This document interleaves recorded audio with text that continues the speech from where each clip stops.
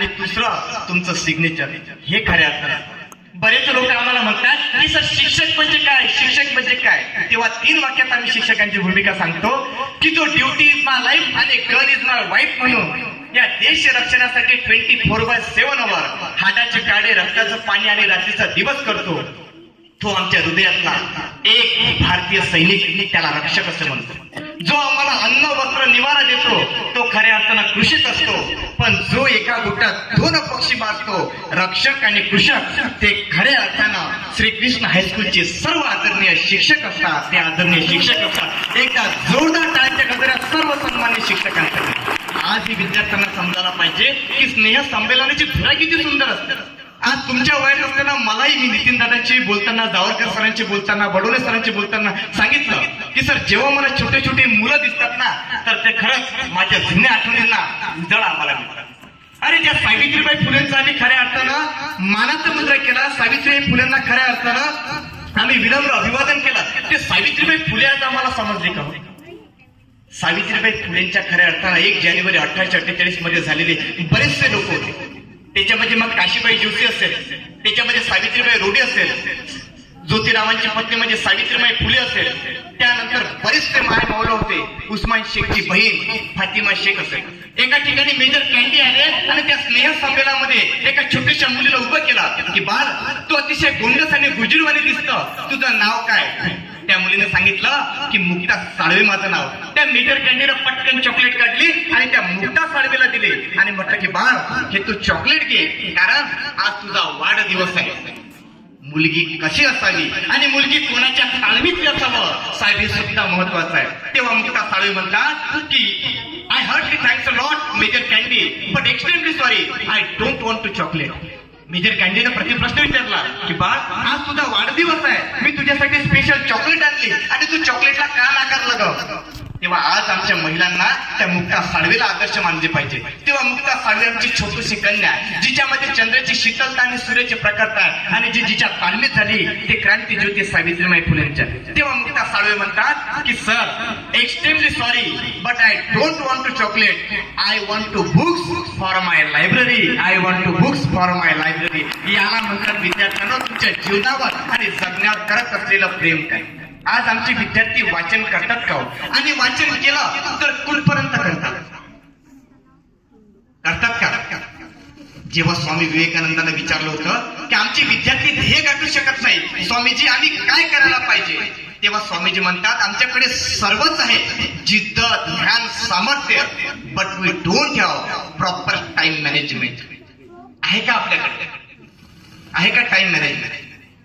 म्हणून विद्यार्थ्यांना स्वामीजी सांगतात की एका वर्षाची जर तुम्हाला किंमत जाणून घ्यायची असेल तर अशा आमच्या ताईला, अशा आमच्या दादाला विचारा की जो दादा, सरी इचुकाटे यांचं माझं आधार कार्ड काही लिंक झालं नाही, तुम्ही यांना शांत बसा करू. जो दादा 10वीच्या स्पर्धा परीक्षेमध्ये 1 मार्क्सनं नापास झाला आणि आमची ताई 12वी सायन्स मध्ये फिजिक्स, केमिस्ट्री, मॅथ्स मध्ये 1 मार्क्सनं नापास झाली, त्या ताईला आणि दादाला विचारा एका वर्षाचं महत्व काय असतं. एका महिन्याचं जर तुम्हाला महत्व विचारायचं असेल तर इथं माझ्या माय माऊली बसलेला आहे. माझ्या माय माऊलीला विचारा की ज्या माय माऊलीनं आपले हाडाचे काढे, रक्ताचं पाणी, रात्रीचा दिवस केला आणि 9 महिने 9 दिवसानंतर जन्माला आलेलं बाळ प्री मॅच्युअर मध्ये 8 महिने 9व्या दिवसात दिलं. ते मुलगा बाहेर आला, रेंगाळला, खेळला, पाळला, काही क्षणात त्याची देवाज्ञा झाला. त्याचं किती दुर्व दुःख असतात ते माझ्या माय माऊलीला विचारा. एका महिन्याचं महत्व काय, एका हप्त्याचं जर तुम्हाला महत्व जाणून घ्यायचं असेल तर अशा व्यक्तीला विचारा की जो लोकसत्ता, सकाळ, times of India, Indian express, the Hindu या पेपरचा सेंट्रल पेज, एडिटोरियल पेज नवे तर त्या संपादकाला विचारा एका हप्त्याचं महत्व काय असतं.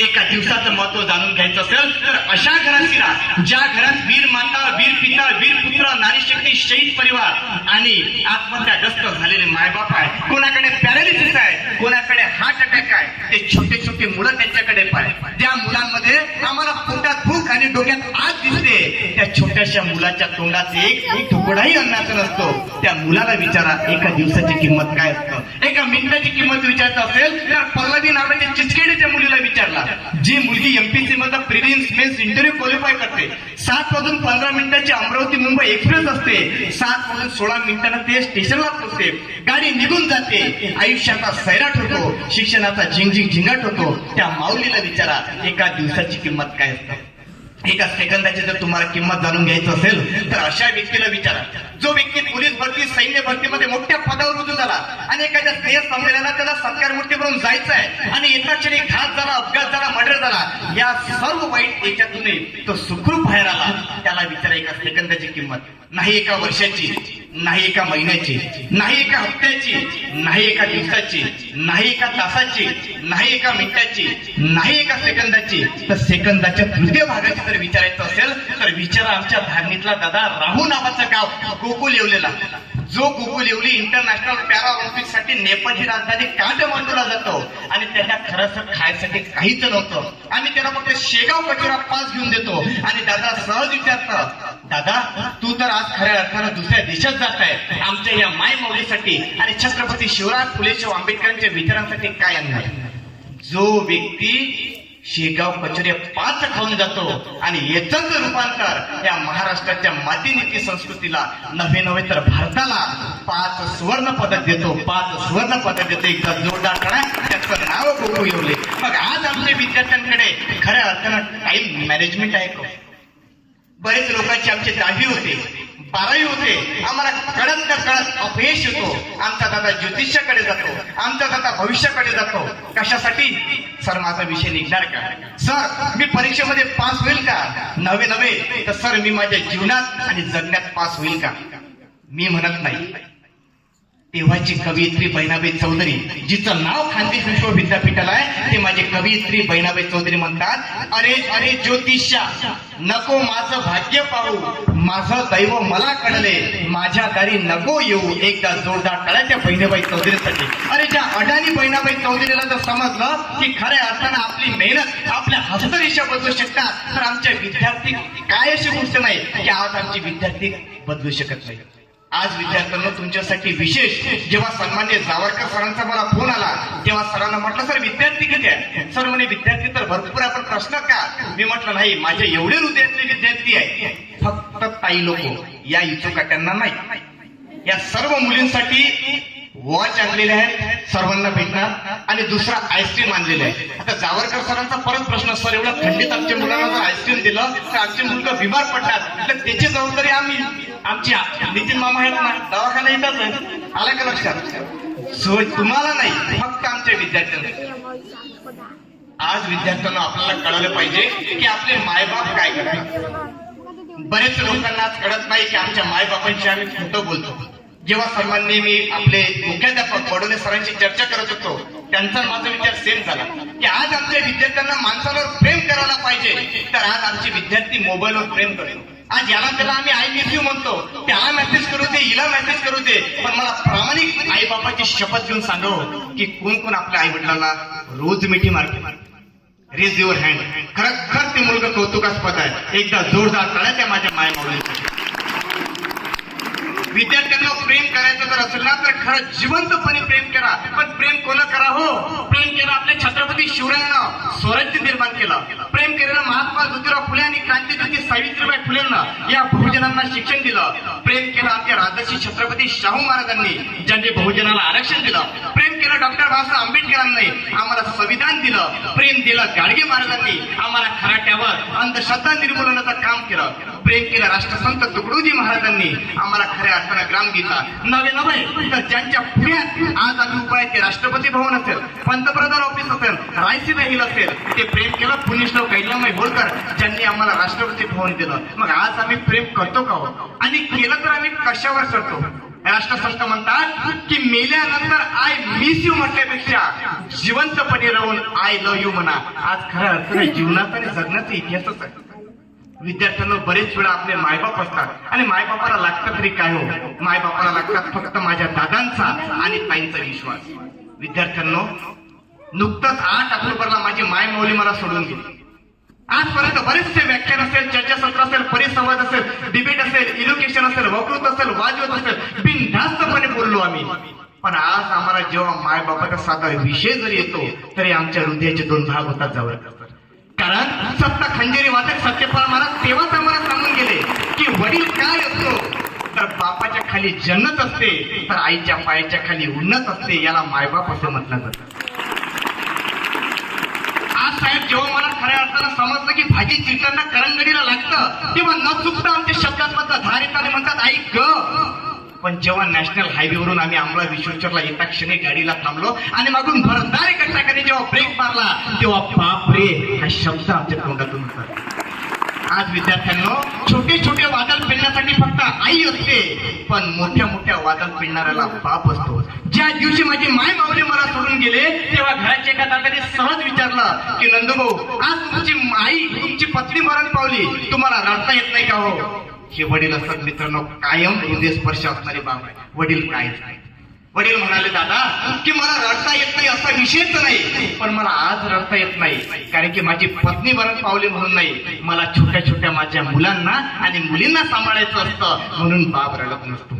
माझी आजी खरं असणारा काल कसलं झालं, माझी आजी सोडून गेली आणि परत माझ्या वडिलांना प्रश्न विचारला की भाऊ तुम्ही आज सुद्धा रडत नाही का, तुम्हाला रडता येत नाही.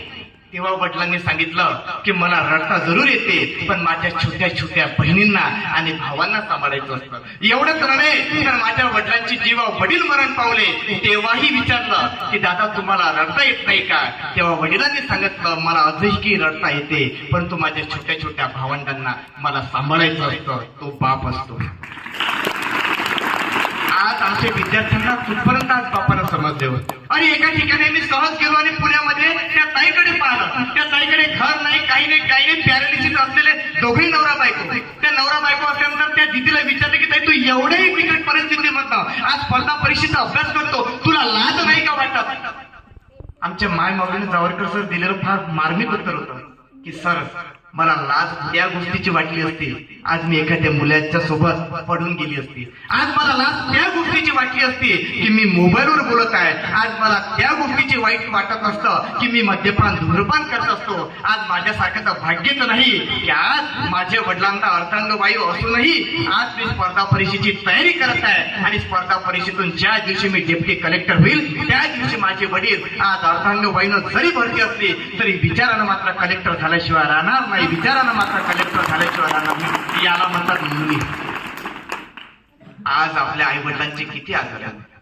आज कोणी कोणी वडिलांना विचारलं बाबा आपण जेवले, अरे एका ठिकाणी आमचे काका विचारले, काकांना सहज विचारलं की काका तुमचे डोळे पिवळे पिवळे झाले, तुम्हाला कावीड एका दाढी वाटलेली चेहरा दिसतो, आज तुम्ही काही सांगा ना.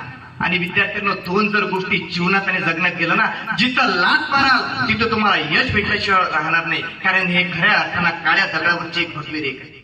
ज्या व्यक्तीला ज्या दादाला ज्या ताईला जर दोन गोष्टी दिसल्या ना, बापाचा दाढी वाटलेला चेहरा, फाटलेली बनेन, आईची फाटलेली साडी, विंचुरलेलं केस, ज्या माय बापाला समजलं त्याच्यासारखा पुण्यवान नाही आणि त्याच्यासारखा जगातला आदर्शच नाही. म्हणून आपले आई वडील आपले आदर्श असले आणि आपल्या आई वडिलांना लागतं तरी काय हो, काहीच नाही. अरे एखाद्या ठिकाणी आपण लफडा करतो, याला मारतो त्याला मारतो, पोलीस स्टेशनच्या गाडीमध्ये फिरवतो, पण त्याच्यानंतर आपल्या माय बापाच्या डोळ्यांमध्ये आज दुःखाश्रू असतं. अरे तुम्हाला पळूनच जायचं आहे, तुम्हाला एखादं वाईटच काम करायचं असेल तर त्या वाईटच चांगलं काम करा ना. जर तुम्ही आज डीवायएसपी झाले, आज पीएसआय झाले, आज असिस्टंट कमांडंट झाले तर तेच पोलीसवाले 10 लोक तुमच्या हाताखाली राहतात आणि 1 नाही 2 नाही 10 वेळा जय हिंद जय हिंद सॅल्यूट करतात, तुमचं गेट उघडतात, तुम्हाला गेटमध्ये बसवलं जातं आणि तुम्ही सुद्धा त्या लाल दिव्याच्या अंबरच्या गाडीमध्ये जातात. हे स्वप्न आज आमच्या माई माऊलींचे कार्य आज लागतात तरी काय हो आम्हाला. एका ठिकाणी असंच एक सातारा सांगलीची गोष्ट आहे. साताऱ्याचे एक दाम्पत्य आत्मविश्वास काय असला पाहिजे आणि कसा असला पाहिजे ते आमच्या महापुरुषांनी जावरकर सर आम्हाला शिकवलं. त्या माय माऊलीला पहिला मुलगा 5 वर्षाचा, दुसरा 10 वर्षाचा आणि तिसरा 15 वर्षाचा. त्या सातारा सांगली कोल्हापूर मिरज विचलकरांची गोष्ट. एका रानावरात नवरा बायको काम करत असतात आणि कलेक्टर साहेबांनी आदेश दिला की जो रानावरात काम करणारा शेतकरी शेतमजूर आहे तुम्ही जावं आणि त्यांना पकडून घेऊन यावं. ते माय माऊली गाडीत बसले. कलेक्टर साहेब न येता कलेक्टर साहेबांचा आरटीपीसी ज्याला रेडिओ टेलिफोन पोलीस कॉन्स्टेबल आणि बॉडीगार्ड आणल्यानंतर त्यांना बसवलं आणि गाडी गेली डायरेक्ट जिल्हाधिकारी कार्यालय कोल्हापूरमध्ये. कलेक्टर साहेबांनी सहज विचारलं की तुम्ही माझ्या चेंबरमध्ये का आला आणि कशासाठी आला. तेव्हा सांगितलं की साहेब आम्ही भिकायचं नाही केलं, माझे नांगरणी फवारणी माझं सर्व तिकडे होतंय, तुमचे कलेक्टर साहेबांनी आम्हाला आदेश दिला म्हणून आम्ही आलो की. मायबाप रिजेक्ट. 5 वर्षाचा मुलगा गेला आणि कलेक्टर साहेब सहज विचारतात की बाळ तू माझ्या चेंबरमध्ये कशाला आला. मला सांगा आपणच 5 वर्ष असताना साहेब बोलत नव्हतं तर तो मुलगा काय बोलणार. त्याने उजवा अंगठा तोंडात टाकला, हु हु केलं, तोही मुलगा निघून गेला.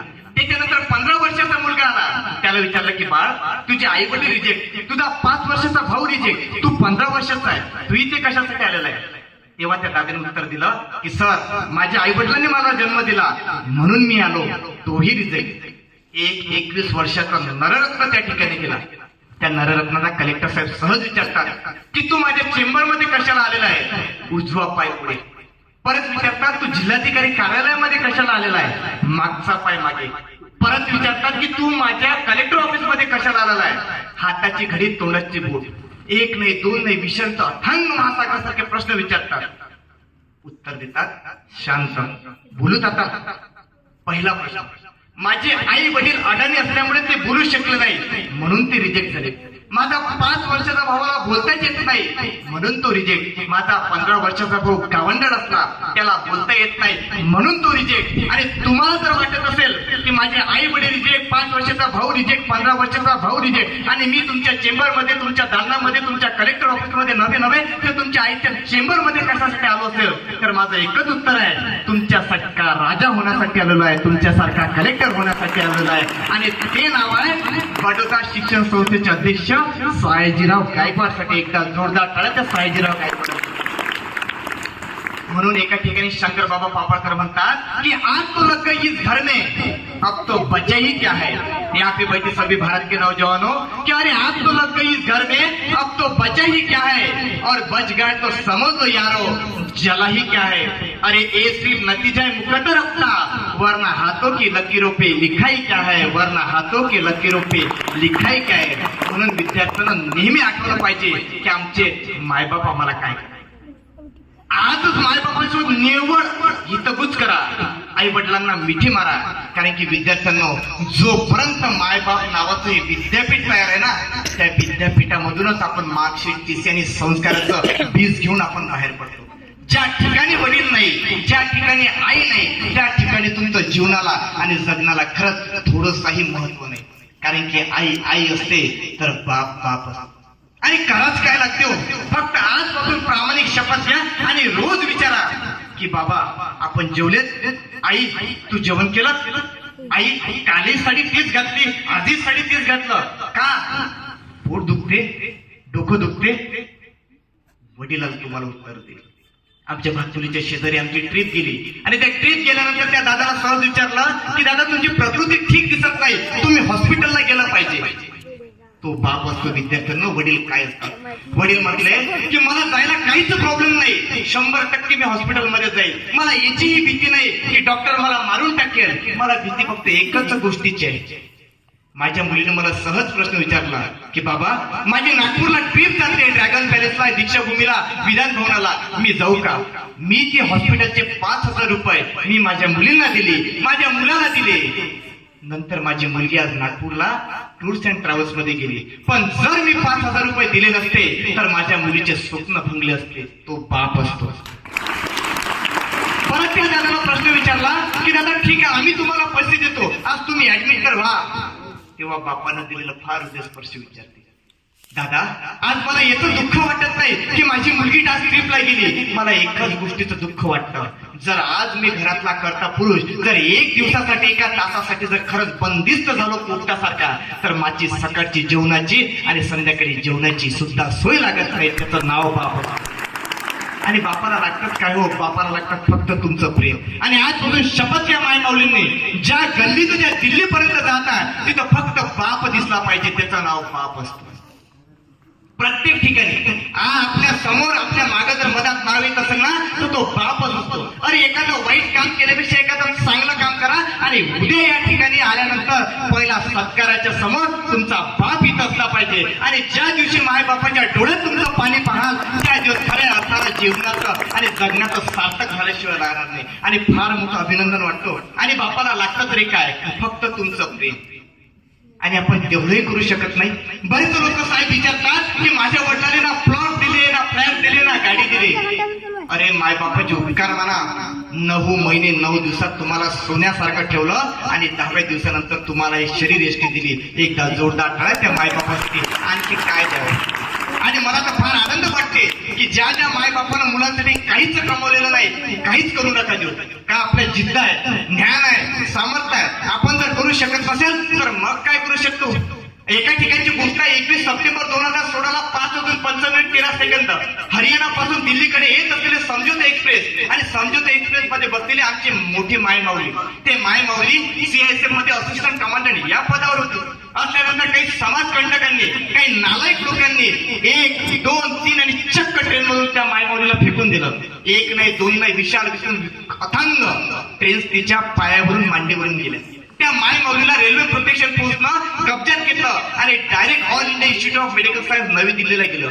जहा पे पहुंचे ना रवी वहा पे पहुंचे कवी. तिथे आमचे पत्रकार दादा केल्यानंतर त्या मुलीला विचारलं, तुझं मातृत्व, नेतृत्व, पितृत्व, कर्तृत्व, जगावरचं सर्व अस्तित्व आणि नेतृत्व नसतं नाबूद झालं. तुझ्या जीवनाला जगण्याला अर्थ काय ग. तुझं करिअर गेलं, तुझं कॅरेक्टर गेलं, मग तुझ्या जीवनाला जगण्याला अर्थ काय. त्या मायमाऊलीने एकच सांगितलं की आज माझ्या क्रांती ज्योती सावित्रीबाई फुलेंचे विचार आजही जिवंत होते आणि 100% मरेपर्यंत ते जिवंत राहणार. आज 21 सप्टेंबर 2016 झालेला ऍक्सिडेंट ते मायमाऊली 3.5 ते 4 वर्ष संडास, बाथरूम, जेवण, आंघोळ, देवपूजा, वाचन, चिंतन म्हणत फक्त सर बेडवर. जेव्हा आपण 2-4 दिवसाच्या नंतर खरं अडचण उठत नाही ना, आपले आई वडील सुद्धा आपल्याला टुमने मारतात. सावरकर साहेब, उठणं, शाळेत जाणं, उठणं, स्वयंपाक करणं. त्या माय माऊलीला 4 वर्ष घरातले बोलले, काय तू तर अपंग आहे, दोन्ही पाय तोडावे लागले, तू तर दिवंग आहे, तू काहीच करू शकत नाही, तू काहीच करू शकत नाही, तू काहीच करू शकत नाही. आज त्या मुलींबद्दल बोलताना फार अभिमान वाटतो की 2016 झालेला ऍक्सिडेंट 2020 पर्यंत माझी माय माऊली थांबली आणि 21 ऑक्टोबर भारतीय पोलीस शहीद दिनानिमित्त जगातील 8,888 चौरस किलोमीटर 29,000 फूट असलेलं माउंट एव्हरेस्ट मध्ये जाणारी जगातील पहिली अपंग महिला. जोरदार टाळ्या. तिचं नाव आहे अरुणिमा सिन्हा. ज्या भारत सरकारच्या क्रीडा व युवक सेवा संचालनालय भारत सरकार नवी दिल्लीला तिला द्रोणाचार्य पुरस्कार, तिला अर्जुन पुरस्कार, नवे तर तिला पद्मश्री मिळाला, एवढंच नव्हे तर पद्मभूषण मिळाला, एवढंच नव्हे तर युनायटेड नेशन ऑर्गनायझेशनचा रमन मॅगसेसचा पुरस्कार मिळाला, एवढंच नव्हे तर नुकताच या 28 ऑगस्टला क्रीडा खेळ रत्न पुरस्कार सुद्धा मिळाला. एकदा जोरदार टाळ्या त्या अपंग महिलांसाठी. म्हणून एका ठिकाणी एक शायर म्हणतो कि ना संघर्षना ना तकलीफी दे तो क्या जीना है मजे में. यहाँ पे बैठे सभी भारत के नौजवानों कि ना संघर्षना ना तकलीफे तो क्या जीना है मजे में. बड़े बड़े तूफान भी ढल जाते जब आग लगते सीने में, जब आग लगते सीने में. आज ते अंध अपंग मुलगी जर आमची एवढी एव्हरेस्ट चढू शकतात तर माय बापू आपण का चढू शकत नाही. कोणती गोष्ट नाही आमच्याकडे. आज एक मुलगी होती साहेब, आमच्या नेव्ही कॉलेजची आमची संगीता ताई आहे, तिलाही माहित आहे, पर्वणी पाटील नावाची मुलगी. पर्वणी पाटीलला सहज विचारलं, BA मध्ये मुलगी नापास होणारी, घरच्यांना तिला लग्नाला काढल्यानंतर पहिल्या वर्षी लग्न नाही, दुसऱ्या वर्षी लग्न नाही, तिसऱ्या वर्षी लग्न नाही, मग मुलगी लग्नही जुळेना जावळकर सर आणि तिकडे BA मध्ये पास पण होईना. हे झाल्यानंतर मग त्या मुलीने केलं काय तर सुसाईडचे प्रयत्न. त्या विहिरीत उडी टाकली, विहिरीला पाणीच नाही. फिनाईल प्यायची कोशिश केलं, फिनाईल संपलेलं. म्हणजे नियतीला आणि निसर्गाला जर मान्य नसेल तर तुम्हाला कोणीच बालबाकाई करू शकत नाही. मी म्हणत नाही, साईबाबा तेव्हा सांगता की जाके राखे साखिया मार सके ना कोय. कारण की जोपर्यंत नियत आणि निसर्गाला मान्य नाही तोपर्यंत काहीच नाही. आज त्या मुलीनं ओपन मधून यशवंतराव चव्हाण महाराष्ट्र मुक्त विद्यापीठांमधनं BA केलं, MA केलं. ज्या 3 वर्षी ज्या मुलीला म्हटलं की तू लग्न कर, तू नापास होत आहे, तू लग्न कर, तू नापास होत आहे, तेच मुलगी महाराष्ट्र पब्लिक सर्व्हिस कमिशन मध्ये SC, ST, OBC, ओपन, महिला, अपंग आणि मुलांमधूनही आणि मुलींमधूनही जे महाराष्ट्र राज्यात फर्स्ट येते तिचं नाव पर्वणी पाटील असते. आज ती मुलगी जर एवढ्या परिस्थितीमधनं जात असेल तर मग आपल्याकडे काय हो, आपल्याकडे काय. त्या मुलीला सहज आम्ही प्रश्न विचारला की ताई तुम्ही एवढ्या परिस्थितीमधनं सुपर क्लासून अधिकारी झालात, तुमचे वडील काय करतात. ताईनं आम्हाला सांगितलं की माझे वडील टू व्हीलर थ्री व्हीलरला स्पार्क देतात. न चुकता त्या ताईला विचारलं की ताई तुला वाईट वाटत नाही का ग, किंवा जेव्हा तुझे आई वडील स्पार्क देतात तो स्पार्क तुझ्या नाकात तोंडात कानात जात नाही का? त्या ताईनं मला सांगितलं की वैभव दादा प्रश्न फार महत्वाचा आहे पण चुकीचा आहे. उत्तर बघा किती मार्मिक होतं, ते आमच्या माऊलींना समजलं पाहिजे. ताई म्हणतात की मी आज जरी डेप्टी कलेक्टर झाली, महाराष्ट्रामध्ये फर्स्ट आलं, एवढ्या वेळ मी नैराश्य आत्महत्याग्रस्त करूनही माझा रिझल्ट आला. त्याच्या मागे एकच कारण होतं मायबाप. कारण जेव्हा माझे आई वडील स्पार्क टू व्हीलरला थ्री व्हीलरला फोर व्हीलरला जायचे तेव्हा साहेब तो स्पार्क माझ्या डोळ्यात नाही, नाकात नाही, कानात नाही, पायात नाही, बाह्यामध्ये नाही, इंटरनल मध्ये नाही. जेव्हा माझी माय माऊली स्पार्क द्यायचा तो स्पार्क परभणी पाटलाच्या हृदयाला लागायचा. आणि ज्या दिवशी स्पार्क परभणी पाटीलच्या हृदयाला लागते तेव्हा हेच मुलगी महाराष्ट्रामध्ये डेप्टी कलेक्टर मध्ये प्रथम येते, हेच मुलगी महाराष्ट्रात प्रथम येते. याला म्हणतात स्पार्क लागणे. आज आपल्या विद्यार्थ्यांना कोणाकोणाला स्पार्क लागलाय? आज साहेब जावरकरचा तरुणाची व्याख्याच बडोरेसर बदलली आहे. आज आमचा तरुण म्हणजे काय हो? नाही नितीन दादा, तरुण म्हणजे काय? तरुणाची दोनच व्याख्या आहे. जो दिसतो तो तरुण की तो तरुण ज्याला रात्री आणावं लागते धरून तो तरुण. फार बिकट परिस्थिती आहे. काय बोलावं आमच्या तरुणांबद्दल? काहीच नाही. मागं तर मुंबईला आधी गेलो होतो, आमचे अंकुश मामा होले यांनी आधी प्रोग्राम झाला, सर्व झाला. संध्याकाळी 12:30 वाजता फोन आला, म्हणे वैभव सर बोलतायत ना? मी म्हटलं हो काय झालं? काही नाही म्हणे सर तुमचं एवढं सुंदर व्याख्यान झालं, परिसंवाद झाला, मला खूप आवडला, पण मला ना पोलीसवाल्यांनी खूप मारलं. मी म्हटलं भाषण झाल्यानंतर पोलीसवाल्यांना मारलं एवढं तर चॅलेंज नाही, कारण की आपल्याला आपलं सर्व माहित आहे. बरं म्हटलं दादा काय झालं? तर म्हणे सर काहीच नाही, मी झाड लावलं म्हणून पोलीसवाल्यांनी मला मारलं. म्हटलं बाबा ठीक आहे, तर तू मी भाषण चालू असताना तो काय करत होता? काहीच नाही म्हणे, माझ्या मित्र मैत्रिणींचा व्हिडिओ कॉल चालू होता, एका कानात हेडफोन आणि एका कानात तुमच्याकडनं ऐकत होतो. तर बरं ठीक आहे, हा इचुकडा असतात. नाही रे दादा बोलाच लागते, बरोबर आहे ना? असं मग त्या दादाला म्हटलं ठीक आहे, तू झाड लावलं का?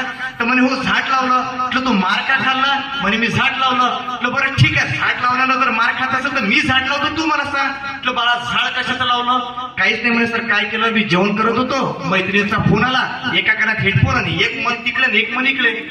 काय झालं म्हणे, मी बारामतीच्या तिकडे गेलो म्हणे, तुम्ही सांगितलं म्हणे मला झाड आणायला. मी गेलो, ते नर्सरी वाचलीच नाही, तिथलं झाड घेतलं आणि झाड लावलं. म्हटलं झाड कशाचं लावलं? म्हणजे झाड मी गांजाचं लावलं. आला का लक्षात? हे सुद्धा आपल्या विद्यार्थ्याला समजलं पाहिजे की शिक्षक आपल्याला संस्कार काय देतात आणि आज आपले विद्यार्थी आमच्या संस्काराचा असंस्कार कसे करतात. विद्यार्थ्याच्या प्रत्येक शिक्षकात काय असतो? शिक्षक तोच असतो. शी म्हणजे शिक्षा देणारा, क्ष म्हणजे क्षमा करणारा आणि विद्यार्थ्यांच्या कला गुणांना आकार देऊन जो साकार करणारा जीवनात आणि जगण्यात एकच तारा आहे. एकदा जोरदार टाळ्या ते म्हणजे शिक्षक असतात. म्हणून विद्यार्थ्यांना स्वामी तिने जगाचा आई विना भिकारी असंच म्हणत नाही, त्याच्याही पलीकडे आम्ही डेलीचं प्रार्थना घेतो की गुरुर ब्रह्मा गुरुर विष्णू गुरुर देव महेश्वरा गुरुर साक्षात परब्रह्म तस्मै श्री गुरुवे नमः असंच म्हटलं जात नाही. आज प्रत्येक महापुरुष तुम्हाला सांगतो की त्या महापुरुषांची गुरु आणि शिष्यांची परंपरा आहे. छत्रपती शिवाजी महाराजांची गुरु श्री संत तुकाराम महाराज, गुरु शिष्यांची परंपरा आहे. महात्मा ज्योतिराव फुलेंची गुरु मुक्ता साळवेंचे आजोबा म्हणजे लहुजी उस्ताद साळवे. एवढंच नव्हे, लोकशाही साहित्यरत्न अण्णाभाऊ साठेंचे गुरु डॉक्टर बाबासाहेब आंबेडकर, डॉक्टर बाबासाहेब आंबेडकरांचे गुरु महात्मा ज्योतिराव फुले. एवढंच नाही तर किती सारे उत्तर आहे. ज्या नररत्नाने ग्रामगीता लिहिली, माणिक बंडूजी ठाकूर नावाचे व्यक्ती, त्यांचे गुरु आडगुजी महाराज. गाडगे महाराजांचा तर प्रश्नच नाही. गाडगे महाराजांनी सांगितलं की मी कोणाचा गुरु नाही आणि कुणी माझे शिष्य नाही. आणि आज विद्यार्थ्यांना समजायला पाहिजे की साहेब, मी प्रत्येक वेळेस सांगतो जावरकर सर, बडोले सर, या ग्रामगीतेची आणि खंजिरीची ताकद लोक म्हणते काय आहे नितीन दादा? खंजिरीची ताकद फक्त या भारतात 3च लोकांना कळली. 3 फक्त, कोऱ्या टाईपवर लिहून देतो, फक्त 3. लोक म्हणतात खंजिरी काय असतात? 1962-65 एकादशचा जो रणसंग्राम झाला ना, ते राष्ट्रसंतांना विचारा. राष्ट्रसंत म्हणतात ते रणसंग्रामामध्ये की पत्थर सारे बॉम्ब बनेगी, भक्त बनेगी सेना, हे बाबा रोज बजेगी खंजिरी. ज्या खंजिरी वाजवते आणि चिनी लोकांना खऱ्या अर्थानं त्या खंजिरीचं साम्राज्य उभं होतं. ते स्वतंत्र भारताचे सर्वप्रथम राष्ट्रपती डॉक्टर राजेंद्र प्रसाद त्या खंजिरीमुळे माणिक बंडूजी ठाकूर नावाच्या नररत्नाला एक राष्ट्रसंत पदवीने बहाल करतात. ते राष्ट्रसंत आपल्याला समजले पाहिजे. दुसरी, ज्या वंदनीय राष्ट्रसंत श्री तुकडोजी महाराजांची पुण्यतिथी बडोले साहेब 7वी होती, त्या सप्त खंजिरी वादक सत्यपाल महाराजांना स्टेजवरून खाली फेकून दिलेलं होतं. आज तोच व्यक्ती 7 देशामध्ये जाऊन राष्ट्रसंतांच्या खंजिरीचं महत्व सांगतो. ते सप्ता खंजिरी बाजार एवढंच नाही, तिसरं महत्व राष्ट्रपतींच्या परेडसाठी वैभव निमकर 3 वेळेस रिजेक्ट झाला. 14-15 हाईटमुळे. संगीता मॅडम त्यांना माहिती आहे, कारण माझी हाईट नव्हती. एनसीसी मधनं मी परेड केली, व्हीएमबी कॉलेज मधनं. 14-15 रिजेक्ट, 15-16 रिजेक्ट आणि 16-17ला गेलो सर हिचुकाटा म्हणून. गेल्यानंतर सर्वांनी वक्तृत्व असेल, वाद असेल, डिबेट असेल, एज्युकेशन मला सर्व माध्यम बासुरी आहे, फ्ल्यूट आहे, ऑर्गन आहे, सेक्सोफोन आहे, सर्व. माझ्या लेफ्टनंट जनरल तिथे प्रश्न विचारला, चीफ ऑफ द दलगिरी सुहास आहे 2016ला.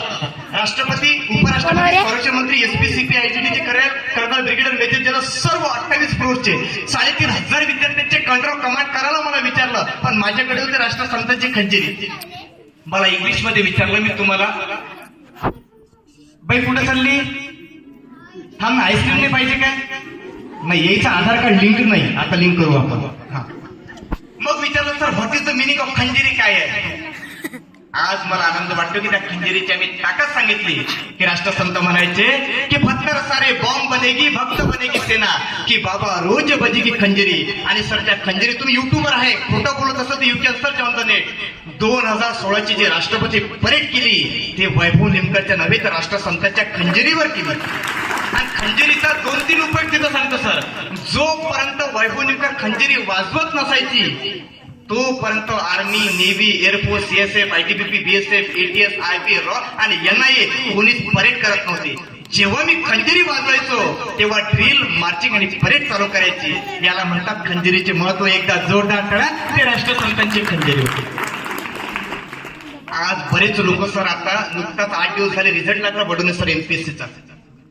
माझ्या आईचं निधन झालं, त्याच्यामुळे मी तो इंटरव्ह्यू तो देऊन आला. पण परमेश्वरावर सोडलं की म्हटलं जे होईल ते होईल. कारण की आज आपण पाहतो जे भविष्यात व्हायचं ते होणारच. 28 लोकांचे आम्ही इंटरव्ह्यू पॅनल पुण्याला घेतले राजमुद्रा अकॅडमीला. 28 लोकांचे. मी आमचे मोठे बंधू निमकर दादांशी या विषयावर बोललोय. 28 पैकी 11 लोकांचा एमपीसीतला रिझल्ट आला. जावरकर सर 11 लोक. त्या 11 पैकी 10 लोक डेप्टी कलेक्टर झाले. एक मुलगा डीवायएसपी झाला. माझा रिझल्ट 0.44 मार्क्सनं डेप्टी कलेक्टर हुकला.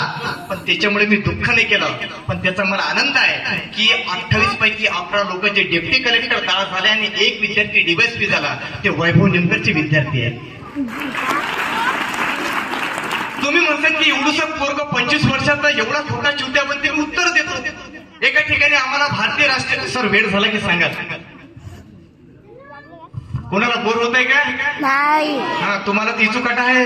मी मरे ना इकडे चलू द्या म्हणते. आम्हाला नितीन मामा आम्ही एखाद्या ठिकाणी बसलो होतो चांदोरीला, सकाळची गोष्ट. आणि तिथं त्या पोराचे पुरीचे भांडणं सुरू. पोराचे पुरीचे भांडणं हे इचुकाटेच नाही, बदमाश हेच भांडणं करतात. म्हणून त्या देशाच्या राष्ट्रपती त्या ताईला नितीन मामाला समजवलं. मी त्या पोराला समजवलं. सर म्हणे नाही, येणं मला मारतात म्हणे. मी म्हटलं दोघांना आम्ही जवळ केलं. नितीन मामा बाजूलाच होतं. म्हटलं ताई तू शांत बस. कार्य दादा त्या पुरीला कोण बोलला? सर मी बोललो नाही, आईला घेऊन तो म्हटलंच नाही म्हणे. नितीन भाऊ काहीच नाही म्हटलं म्हणे. पण या पुरीनं मला मारलं म्हणे. मी म्हटलं इचुकाट्या तू इमानदारीनं सांग, तिला काय म्हटलं? काहीच नाही म्हटलं ना म्हणे. मग नितीन मामा दिसल्यानंतर त्यानं उत्तर दिलं. सर म्हणे मी बीजेपीचा आहे म्हणून मी फक्त माझ्या ताईला म्हणे, ताईला गुलाबाचं नाही कमळाचं फुल दिलं म्हणे.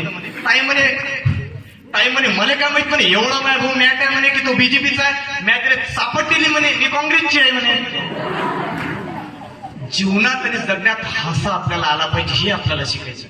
विषय तो राजकारणाचा नाही, विषय तो पक्षाचा नाही. ज्या ज्या ठिकाणी तुम्हाला छोटे छोटे चुटकुल असेल, छोटे छोटे शेरोशायरी असेल, ते आपल्याला खऱ्या अर्थाने करावं लागते. का? एक छोटीशी मुलगी होती. त्या छोटीशी मुलगी आमच्याकडे किराणा दुकानात आली आणि त्या मुलीला सहज विचारलं की बाळ तू सुंदर गोंडस गोजीरवाल दिसतेस, तुझं नाव काय ग? त्या मुलीनं आम्हाला मार्मिक उत्तर दिलं की माझं नाव कुमारी आनंदी जगताप. पण ती प्रश्न मी जावायचा सर परत त्या मुलीला विचारलं की बाळ तुझं नाव काय ग? ते म्हणतात आनंदी जगताप. मी परत विचारलं की बाळ म्हणजे ग? त्या मुलीनं छोट्याशा मुलीनं दिलेलं जीवनाचं सार्थक उत्तर. सर तुम्हाला तर माझ्या आनंदी शब्दाचा तर अर्थ कळलाच नाही, परंतु जीवन कसं आणि कशासाठी जगायचं हे सुद्धा कळलं नाही, हे सुद्धा कळलंय. म्हणून ऑलवेज आपल्याला आनंदी जगायचं आहे आणि आपल्याला आनंदी राहायचं आहे, हे खऱ्या अर्थात आपल्याला सांगायचं. त्यावेळेला आम्ही एक प्रश्न विचारला होता बडोले सर की विद्यार्थ्यांनी ग्रामगीता, शिवचरित्र, महात्मा फुलेंचे चरित्र वाचलं का? नाही. मग आज एका आमच्या दादाला विचारलं की भारताचं संविधान वाचलं का? नाही. कारण महात्मा ज्योतिराव फुलेने ब्राह्मणाचे कसा बसेल, गुलामगिरी असेल, शेतकऱ्यांचा असूड असेल, प्रत्येक ठिकाणी आम्हाला सांगितलं की जीवनात आणि जगण्यात जे चांगलं आहे ते वाचलं पाहिजे आणि जे वाचलं आहे ते वेचलं पाहिजे. पण आमचे विद्यार्थी वेगळंच काहीतरी करतात. आमचे विद्यार्थी काय वाचतात? कशाला वाचला चेहरा पुस्तके वाचणाऱ्यांनी. मी म्हणत नाही, लेखक ज्येष्ठ साहित्यिक आमचे मोठे बंधू प्राध्यापक डॉक्टर अनंत राऊत अकोल्याचे म्हणतात. तुमच्यासाठी नाही, हे स्पेशलसाठी विद्यार्थ्यांना म्हणतात की कशाला वाचला चेहरा पुस्तके वाचणाऱ्यांनी, उभा रस्ता बदलला रे तिच्या एका इशाऱ्यांनी, उभा रस्ता बदलला रे तिच्या एका इशाऱ्यांनी. आज विद्यार्थ्यांना समजायला पाहिजे की आज या जीवनात आणि सगळ्यात फालतू गोष्टीसाठी वेळच वेळ आहे. पण आज हे जर टाइम मॅनेजमेंट जर निघून गेले तर तुमच्या जीवनात आणि जगण्यात काय? त्या मुलांना सहज विचारलं की तुझे बाबा ठीक आहे, एवढे एवढे आदर्श आहे, तू भारताचं संविधान वाचलं काय? डेप्युटी कलेक्टरचा मॉक इंटरव्ह्यू गंमत नाही, 0.40% साहेब रँक झाले. त्या मुलाला विचारलं तर उत्तर आलेलं नाही आणि हाच उत्तर आम्हाला भारताच्या संविधानाच्या वेळेस आम्हाला विचारलं होतं नवी दिल्लीला. पहिला प्रश्न माझ्या पुढ्यात उभा होता की भारताच्या संविधानामध्ये 395 कलम काय आहे? 395. आता आमचे मार्गदर्शक तेलंग सर नाहीये, नाही तर सरांची माझी चांगली जुगलबंदी जमली असते. पहिला प्रश्न सर, त्याच्यामध्ये भारतातून 1120 लोक, बडोले सर त्याच्यातून 60 लोक, 60मधून 30 लोक, 30मधून 21 लोक आणि एकाच विद्यार्थ्यांना केंद्रीय सामाजिक न्याय मंत्री आणि विशेष विभाग भारत सरकार नवी दिल्लीचा 2021-22चा 26 नोव्हेंबरचा राष्ट्रीय संविधान पुरस्कार मला त्या ठिकाणी मिळाला. आणि सर्व लोक त्याच्यामध्ये विशेषतः होते. सर्व लोकांचे लग्न झालेले होतं, त्यांच्या बायका होते, त्यांची इजुकाटे सोबत होते. महात्मा काहीच काही नाही, आणि आपला आधार कार्डच लिंक नाही, त्याच्यामुळे प्रश्नच नाही. मग मला शेवटला पहिला प्रश्न विचारला की 395 कलम का? हाही छावा सावित्रीबाई फुलेंच्या मातीतला हा काही साधा सुद्धा. बाई आईस्क्रीम पाहिजे नाही का मग? तू उखानेच घेतो. त्याही दिवशी आमच्या घराच्या बाजूला आजीनं उखानच घेतलं आणि आजीनं पुरा आमचा हिचुकाटा केला. नितीन भाऊ आमच्या आजीनं म्हटलं उखाणं घे, आजीनं मॅडम उखाणं घेतलं. महादेवाच्या मंदिरात चालू होती आरती. मी म्हणत नाही, आजी सांगते, पण आजी तर गेलीच माझी. आजी म्हणे महादेवाच्या मंदिरात चालू होती आरती, नवरा गेला वरती, मी राहिली खालती, योग्यच वेळ झाला, आजी तशी. म्हणून बाई आता तू सध्या झुकाने नको घेऊ. 395 कलम का घेतले? जेव्हा बाबासाहेब आंबेडकरांना विचारलं होतं की तुमच्या जीवनात आणि जगण्यात गुरु किती, बाबासाहेब आंबेडकर सांगतात की महाकारुणिक तथागत सिद्धार्थ गौतम बुद्ध, संत कबीर आणि कोणाही मार्गाने जाऊ, आम्ही फक्त कार्ल मार्क्स आणि महात्मा ज्योतिराव फुलेंच्याच मार्गाने जाऊ. पण जेव्हा 1 जानेवारी 1848 मध्ये गंजपेठ, रास्तापेठ, पुण्याच्या त्या बुधवार पेठेमधनं ज्ञानाची ज्ञानगंगा सुरू झाली, त्या महात्मा ज्योतिराव फुलेंचं घर नव्हतं, ते घर होतं उस्मान शेखचं. उस्मान शेखची बहीण म्हणजे फातिमा शेख त्या ठिकाणी होती. त्या घराचा घर क्रमांक होता 395. मला सांगा, बाबासाहेब आंबेडकरांचा जन्म 14 एप्रिल 1891. बाबासाहेब आंबेडकर 6 डिसेंबर 1956 निघून गेले. महात्मा ज्योतिराव फुलेंचा जन्म झाला 11 एप्रिल 1823. महात्मा ज्योतिराव फुले आपल्याला निघून जातात 28 नोव्हेंबर 1890. मग 6.5 ते 6 वर्षाचा हा पिरियड आहे. मग त्या पिरियड मध्ये, त्या तासिकामध्ये एकमेकांना पाहिलं नाही. नेहमी एक लक्षात ठेवा, मी प्रत्येक भाषणात तुम्हाला सांगतो की प्रत्येकाला स्वराज्य बनवताना छत्रपती शिवरायांना रक्ताचेच नाते बेमान झाले. कारण की शिवराय म्हणतात एका ठिकाणी रक्ताचे नाते हे बेमान असतात, पण विचारांचे नाते कधीच बेमान होऊ शकत नाही, कधीच बेमान होऊ शकत नाही, कारण की हा ज्वलंत इतिहास आहे. म्हणून बाबासाहेब आंबेडकरांनी भारतीय संविधानामध्ये गुरूंचा घर क्रमांक घेतला 395. दुसरा प्रतिप्रश्न केला की 12च भाग काय आहे? पॉलिटिकलचे विद्यार्थी असेल, बरेच वेळा हा क्वेश्चन रिपीट होते, का 12च भाग घेतले? जेव्हा बाबासाहेब आंबेडकरांना विचारलं होतं की 26 नोव्हेंबर 1949ला 2 वर्ष 11 महिने 18 दिवसामध्ये एवढं सुंदर तुम्ही लिखित राज्यघटना दिली, Indian constitution form by return, बरोबर आहे ना? लिखित आहे, बाकीचा अनरिटन फॉर्म मध्ये आहे. तेव्हा बाबासाहेब आंबेडकर स्मित हास्य करतात आणि सांगतात की मला संविधान लिहिलेला कशाच प्रकारचा त्रास किंवा संघर्ष झालेला नाही, कारण 16वं वर्ष धोक्याचं म्हणून 16व्याच वर्षी ज्या छत्रपती शिवाजी महाराजांनी 18 पगड जाती आणि 12 बलुतेदारांसाठी स्वराज्य निर्माण केलं, ते रयतेचे राजे छत्रपती शिवराय खऱ्या अर्थानं माझे आदर्श आहे. एकदा चाळा ते शिवराय आणि भीमरायांसाठी. म्हणून 18 पगड जातीमधला 12 भाग आहे आणि शेवटला उरला 8. का बाबासाहेबांना 8च अंक आवडायचं? 5, 6, 7, 9, 10, 11, 12, 13 एवढंच नाही. आज मला सांगण्यास फार कधीतरी दुःख तर होतेच, पण आज आनंदी वाटतो सर. आज माझी माय माऊली मला सोडून गेली अस्तयुगात. आई ज्या दिवशी मला सोडून गेली ती तारीख 8 ऑक्टोबर इंडियन एअरफोर्स डे. माझ्या आईचं वय 53, 5 अधिक 3 8. आईला उचलायला सर्व लोक 8. आई गेली सुद्धा अष्टमीला, सर्व अष्टयुगात गेले आणि अष्टयुगात ते छत्रपती शिवराय होते. जेव्हा बाबासाहेब आंबेडकरांना विचारलं की 8च का घेतले, त्याच्या पूर्व मी 4 शोध लागले जे सर्वांना मान्य. 29 सप्टेंबर 2016 झालेलं उरी बारामुल्ला जगातील सर्वात पहिला सर्जिकल स्ट्राईक, जे लेफ्टनंट जनरल सतीश निंबोरकर आणि लेफ्टनंट जनरल आर निंबोरकर आणि सतीश धुवांना केलेलं ते नाही.